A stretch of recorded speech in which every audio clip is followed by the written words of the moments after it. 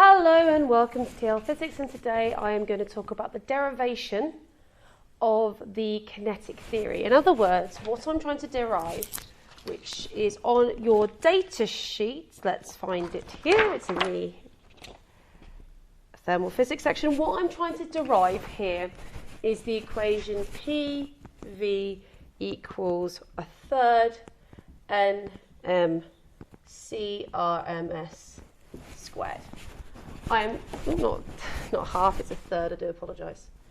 So what I'm trying to do is derive that formula there. And this is one of the very few derivations you need to know. And what I have done is I have broken this derivation down into 6 clear steps. Now, this formula here is known as the kinetic theory model, and this one actually helps us with looking at Stefan Boltzmann's curves and blackbody radiation next. So what I'm going to do is I'm going to walk you through it. And how the kinetic theory model starts is that you know that all the assumptions of an ideal gas are true. So you know that momentum is conserved. You know that the gases, the particles are the same in the gas. You know that all collisions are elastic and that Newtonian physics applies.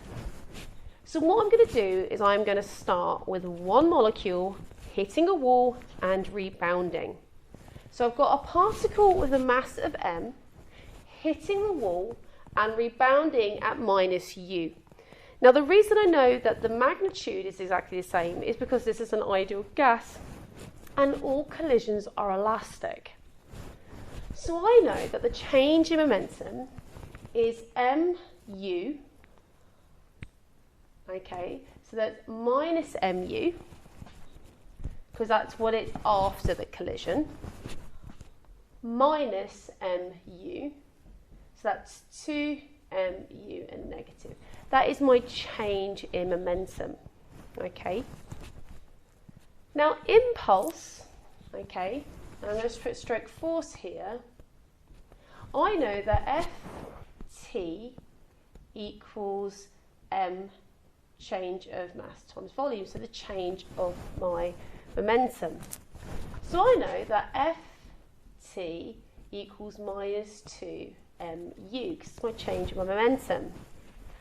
Now the time here, t, is the time between when I collided with the wall and when I collide with the wall again. So my time is all to do with colliding with the wall again. So this is my box, and this is my cube here, and as you can see, I've got a length, a breadth, and a height of L. So what's going to happen is my particle is going to hit this wall, go to this side, and come back again. Okay, and I know that speed is distance over time, and I know this object here does not accelerate. Okay, it stays at the same magnitude of speed. So I have u equals the distance I travel. So I go there and back again, so it's going to be 2L. And my time, of course, is what I'm after. So I know my time is going to be 2L over u. So I'm going to put this in here to find my force. So I've got my force equals my change of momentum, which is minus 2mu, over my time, which is 2L over u. And so if I rearrange this, I end up with minus mu squared over L. Okay. So this here is my force for one particle in my object. And what I'm going to do, I'm actually going to remove the minus sign, because I'm really just looking at the magnitude of the force, not the direction. Okay. So this is one particle hitting one side of the wall, coming back and hitting it again, and this is the force it exerts. Now what I want to do is I want to do this in one direction. So I'm going to look in the x direction. So I'm going to look at all the particles in that direction. And what happens is they're all going to have slightly different speeds. So I'm going to have to find an average of this speed here. So I'm trying to find u bar, Okay, and of course that's going to be sum of all the u's divided by my how many particles I have. Okay, so if I was trying to find an average here, I would know that the sum of all the u's would equal n u bar.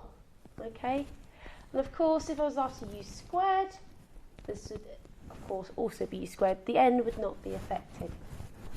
So if I was trying to find the total amount of force that was acting in one direction, because they're all acting in the same way, I'll just literally add them up. So I would have NU1, NU2, NU3. So I end up with this idea of a force of an individual one. If I wanted the sum of the force would equal m sum of the squared over L, I'm going to replace this sum of with this here. And I'm going to end up with a force equals m n u bar squared over L. Okay. So that there is the formula. So I'm just going to highlight the formula as I go. So this is the equation for the force of one particle. This is the equation for the force of all the particles in one direction. Now, I want to find the pressure. Pressure is force over area. And in this case, the area that I'm working with is a length times a length. So it's going to be force over L squared. I'm now going to put my formula for force over here into this formula here. And I'm going to end up with m n u bar squared over L squared, which is m n u bar squared over L cubed. And this is my cube here, and it's the L times L times L is my volume. So I have m n u bar squared over a volume is my pressure. All of a sudden we're starting to see this appearing, because I actually have pressure times volume is m n u bar squared. Okay, so I'm starting to get something that looks like this formula here. So I now have this formula for one direction. Okay, now what's going to happen, the only thing that really changes direction isn't the volume, isn't the pressure, isn't the mass, isn't the number of particles. What is going to be the thing that has an effect with the direction it goes with is the velocity here. Okay, and what I'm going to do is I'm going to show you how we can find the average velocity in all three directions. So this is actually really important. Okay, so I'm just going to rub this out here. I don't want average force, I want average pressure. Okay, so remember how you do velocity vectors, and you should remember this from the first year, is that I have a u going that way, so that's in the x. I have a u going that way in the z, and have u going that way in the y. And my resultant is this one here. And we're going to call this resultant CRMS.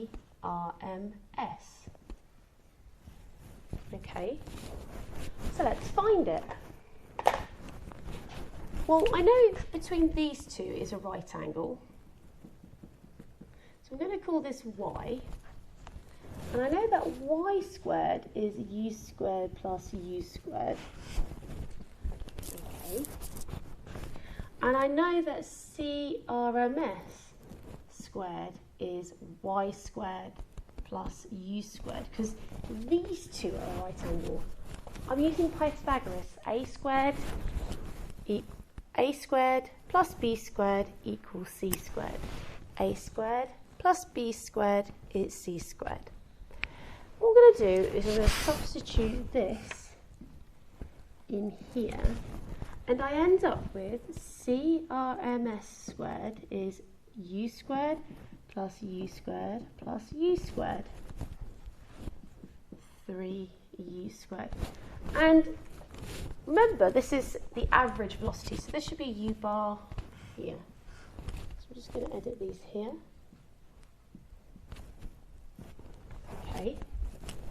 So I have CRMS squared is 3u bar squared, and therefore u bar squared is 1 over 3 CRMS squared. Now I can take this value for u bar squared and stick in this average for all 3 directions. So just to recap, I had a formula of PV equals mn u bar squared. And now I'm going to replace my u bar squared with its 1/3 CRMS squared.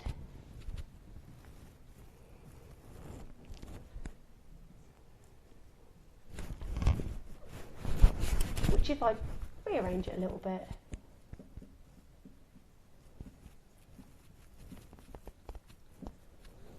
which is the formula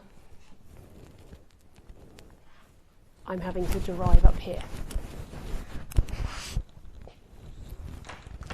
So what this has come from is we start with just looking at one particle and looking at its change of momentum. We then look at the force or the impulse that change of momentum causes on the wall.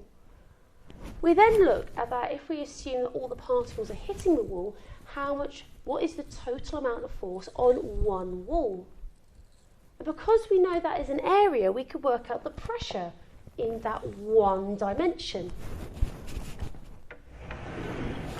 Because the only thing that changes dimension is the actual velocity, we can work out overall what is the resultant velocity in my gas. And then I can substitute that back in and find an overall formula for the pressure and the volume in my gas in all 3 dimensions. And that is the basis of kinetic theory. That is the derivation of the kinetic theory model equation, and it's one of the equations that you have been asked to derive in the specification. Now, I have yet to see a full ask of derivation. What I have seen is parts, and very particularly this part here with the CRMS squared, finding the average velocity vector of all 3 in the direction here. I have also seen questions where they have spoken about the change of momentum and working out the force of one particle. However, of course, this doesn't mean the exam board might not do the whole thing. Please be aware that you may be asked about the assumptions for an ideal gas as well alongside this. So that there is the derivation of the kinetic theory model.